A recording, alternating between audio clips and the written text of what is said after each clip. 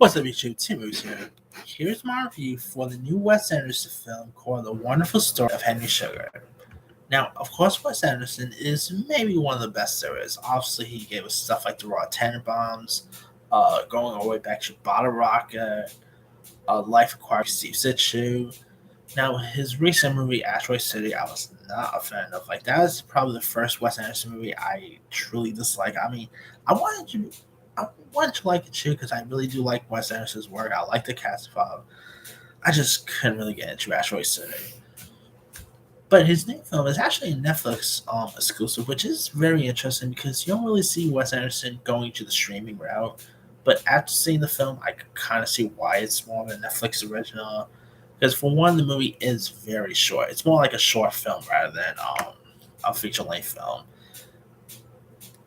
And majority of short movies don't go to theirs, so there's that.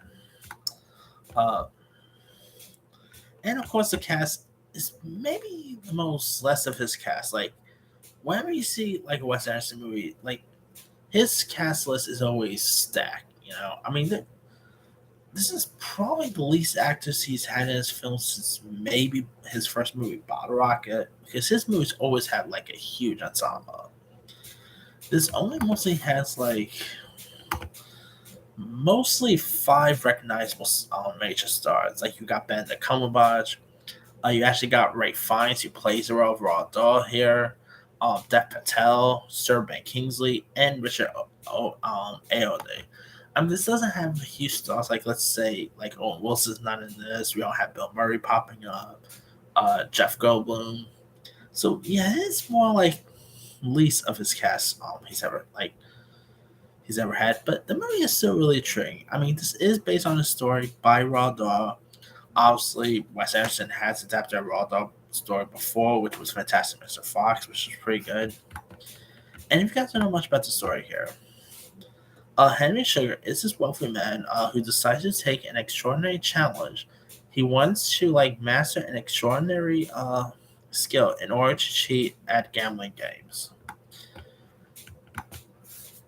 And the movie definitely is very. You definitely could tell it's a Wes Anderson film, big time. Like it is. It definitely has that Wes Anderson style to it. At times, it does feel a little bit like the Grand Budapest Hotel. Sometimes because I'm not saying that because Ray Fiennes is in this or anything, but definitely had like pretty much the Grand Budapest Hotel vibe there. Uh, and pretty much seeing like Ray Fiennes portrayed Roald Dahl, I thought was really excellent there. Because obviously Roald Dahl is pretty much a legend in the books space. Lots of his books has got turned into features. Obviously, most notable ones, aforementioned Fantastic Mr. Fox, uh, Willy Wonka and the Chocolate Factory, Matilda, James and John Peach. So the list, of course, goes on and on. And the story aspect in this is intriguing. The performances by Fiennes, by Patel's great.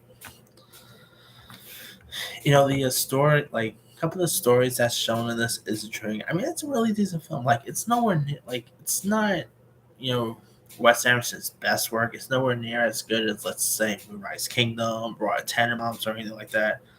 Far better than Asteroid City, that's for sure. But it's still a really intriguing film, and it makes me really interested in seeing what his next movie is going to be. Hopefully, it's not going to be a streaming film. Hopefully, his next movie will be a theatrical release, but we'll see.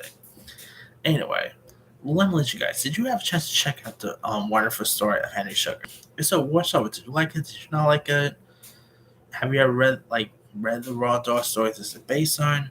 And what is some of your favorite Wes Anderson films of all time? Drop comments below. Don't forget to like, subscribe, hit that bell for notification. This is Simon signing.